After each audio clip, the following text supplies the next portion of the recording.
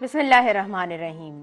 पाण ही जल जलालहू, पाण ही जान जमाल, पाण ही सूरत पिरीअ जी, पाण ही हुस्न कमाल। पाण ही पीर मुरीद थिए, पाण ही पाण ख़याल, सभु ई हाल मंझाई मालूम थिए। अॼु 345 जनम ॾींहुं आहे लतीफ़ सरकार जो। लतीफ़ सरकार सिर्फ़ु सिंध जो न पर दुनिया जो अज़ीम शाइर, जंहिं अमन मुहबत ऐं इंसानियत ते लिखियो ऐं इंसानियत जो अलम बरदार लतीफ़ सरकार खे कोठियो वञे थो। ऐं पाण सभु मञूं था ऐं पाण सभु ॼाणूं था त लतीफ़ सरकार जो जॾहिं पाण रिसालो खणंदा आहियूं त हर इंसान उनखे न जॾहिं बि पढ़े थो त उनजी जेका तशरीह हूंदी आहे उहा दिलि वटां हूंदी आहे। उहो जंहिं अंदाज़ में उनखे सम्झंदो आहे उहा शइ उनखे उन तरह नज़र ईंदी आहे।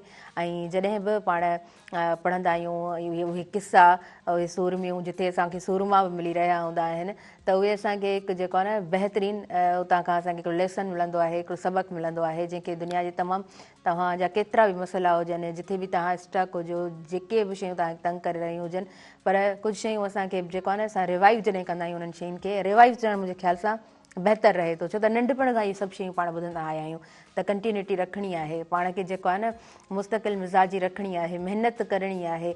ऐं हिकिड़ो इंसानु जेको महिनत करे थो, ठीकु आहे, उनजे लाइ घणियूं शयूं ॾुखियूं हूंदियूं आहिनि, उहो इंसानु सचो बि आहे, उन इंसानु कॾहिं कंहिंसां धोखेबाज़ी बि कोन कई आहे, उहो इंसानु जेको आहे सो हिकिड़ो ट्रांसपेरेंसी सां हली रहियो आहे, त उनखे घणा चैलेंजिस ज़रूरु आहिनि।